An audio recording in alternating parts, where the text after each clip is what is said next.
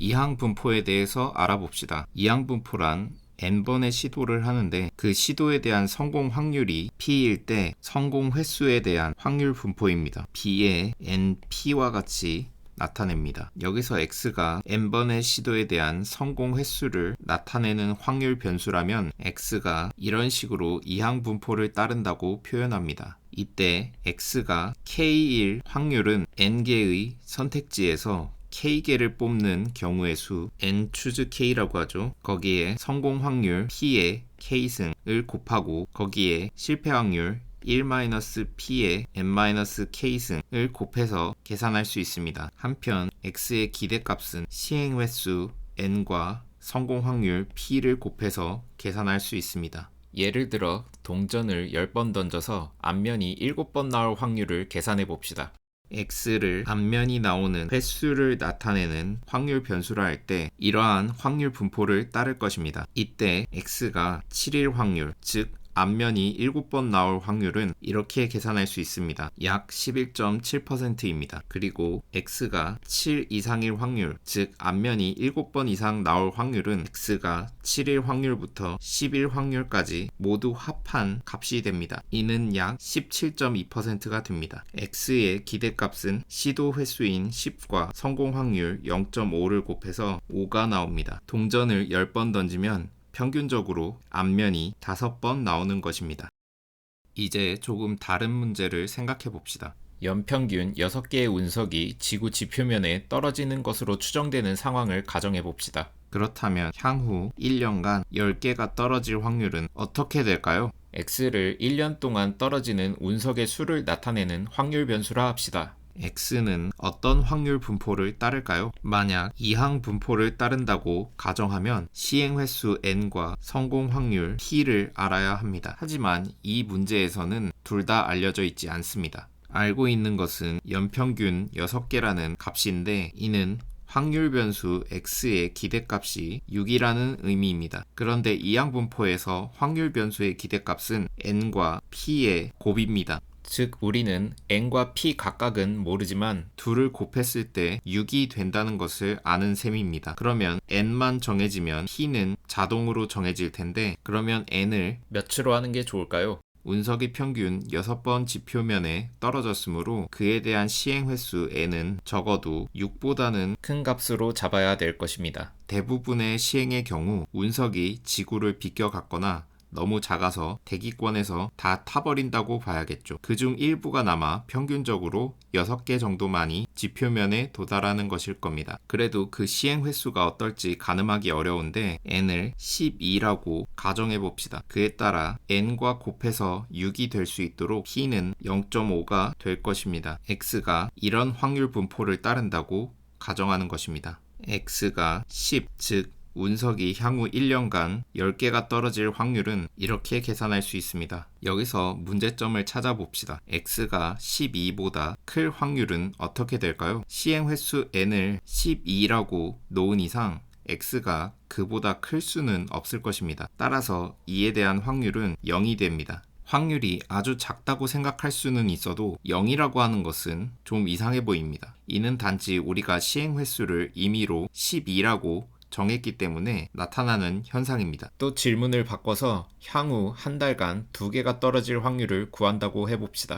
X'을 한 달 동안 떨어지는 운석의 수라고 놓으면 X'이 따르는 확률 분포는 어떨까요? 우리는 1년 동안 떨어지는 운석의 수에 대해서 시행 횟수가 12이고 확률이 0.5인 이항 분포를 가정했는데 단위 시간당 시행 횟수가 일정하다고 본다면 기간이 1년에서 한 달로 바뀌었을 경우 기존의 시행 횟수 12를 12로 나누어야 할 것입니다. 시간이 12분의 1로 줄었으니까요. 그러면 시행 횟수는 1이 됩니다. 그리고 매 시행에 대한 사건 발생 확률 0.5는 변하지 않을 것입니다. 그러면 X'은 시행 횟수가 1이고 발생 확률이 0.5인 이항 분포를 따른다고 봐야 할 것입니다. 그런데 이에 따르면 X'이 2일 확률, 즉 한 달에 운석이 2개가 떨어질 확률을 계산하면 0이 됩니다. 연평균 6개가 떨어지면 어쩌면 한 달에 두 개가 떨어지는 일도 있을 법한데 이 확률이 완전히 0이 되는 것도 뭔가 이상합니다. 이 문제는 우리가 n을 12로 정했다는 데에 있습니다. n을 유한한 값으로 정하는 경우에 이항 분포는 이런 미래 사건의 발생 횟수에 대한 확률 분포를 추정하는 데 있어서 이런 문제를 계속 겪을 텐데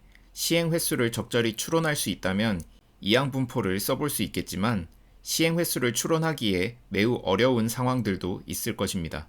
정리하면 일정 기간 어떤 사건이 발생할 횟수 x가 시행 횟수 n과 발생 확률 p인 이항 분포를 따른다고 가정하는 것에는 크게 두 가지 문제가 있습니다. n번 이상의 사건 발생 가능성을 0으로 완전히 배제한다는 것, 그리고 일정 기간을 n으로 나눈 n'이라는 짧은 기간 동안에는 그 기간 동안 사건이 2번 이상 일어날 가능성 또한 완전히 배제한다는 비현실적인 가정이 되는 것이죠. 이 문제를 해결하는 방법은 시행 횟수 n을 무한대로 하는 것입니다. 그러면 어떤 횟수의 발생 확률도 그 값이 매우 작을 것이라고 추정할 수는 있어도 0이라고 완전 배제하지는 않을 것입니다. 그리고 아무리 짧은 기간이 주어지더라도 그 기간 내에서 사건이 2번 이상 발생할 확률도 매우 작을 것이라고 추정할 수는 있어도 0이라고 완전 배제하지는 않을 것입니다. n이 무한대로 감에 따라 발생 확률 p는 0에 무한히 다가갈 것입니다. 그리고 기존에 알려진 사건의 평균 발생 횟수는 이 둘의 곱으로 나타난 것으로 보는 것이죠. 이것을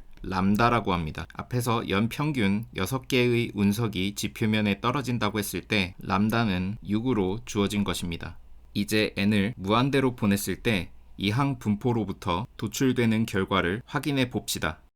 x가 이항 분포를 따른다고 했을 때 x가 k일 확률은 이와 같이 계산한다고 했습니다. 그런데 앞서 운석 문제에서처럼 우리가 n과 p를 모르고 단지 n과 p의 곱이 어떤 상수 람다가 된다는 사실만 안다고 가정합시다. 그러면 p는 n분의 람다로 표현할 수 있을 것입니다. 그리고 n을 무한대로 보냅시다. 그러면 x가 k일 확률은 n이 무한대로 갈 때 n 추즈 k 곱하기 n분의 람다의 k승 곱하기 1-n분의 람다의 n-k승을 곱한 것입니다. n 추즈 k에 대한 공식을 대입하면 이렇게 됩니다. 리미트의 변수 n과 관계없는 k 팩토리얼 분의 1과 여기 람다의 k승을 앞으로 가져오면 이렇게 됩니다. 그리고 여기 n-k승을 이렇게 n승과 -k승으로 분해해서 표현합시다. 그리고 이 부분에 대한 극한이 어떻게 될지 먼저 살펴봅시다. 팩토리얼에 대한 부분을 풀어서 쓰면 이렇게 될 텐데 분자와 분모를 상쇄시키면 이렇게 남을 것입니다. 원래의 분자는 자연수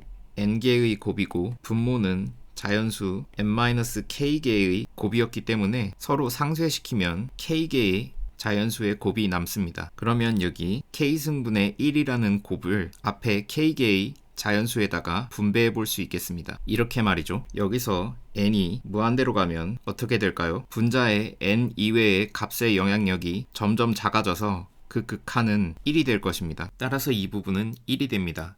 그리고 이 부분은 2가 n이 무한대로 갈 때 1 플러스 n분의 1의 n승이라는 사실로부터 이와 같은 형태는 2의 마이너스 람다승이 된다는 사실을 알 수 있습니다. 그리고 이 부분은 결국 1의 마이너스 k승이 되는데 이는 k 값에 상관없이 결국 1이 됩니다. 결과적으로 x가 k일 확률은 이렇게 됩니다. 이때 x는 모수가 람다인 푸아송 분포를 따른다고 합니다. 그리고 또 x를 푸아송 확률 변수라 합니다. 이제 다시 운석의 문제로 돌아옵시다. 이제 우리는 x가 람다가 6인 경우에 푸아송 분포를 따른다고 가정할 수 있습니다. x가 10일 확률은 이와 같이 계산할 수 있습니다. 그 값은 약 4.1%입니다. x가 k일 때 확률에 대한 식이 이런 형태였던 것을 기억하면 아무리 큰 k에 대해서도 0보다는 큰 확률을 기대할 수 있습니다. 아까처럼 기간을 더 짧게 잡고 x'을 한 달 동안 떨어지는 운석의 수라고 놓으면 이에 대한 확률은 어떻게 계산하면 될까요? 이 경우 기간이 짧아진 만큼 기존의 람다 값이었던 6을 12로 나눠주면 됩니다. 결과적으로 x'은 이런 분포를 따르는 확률 변수가 되고 이렇게 한 달 동안 운석이 2개 떨어질 확률을 계산한다고 해도 이렇게 0 이상의 확률이 추론되는 것을 알 수 있습니다.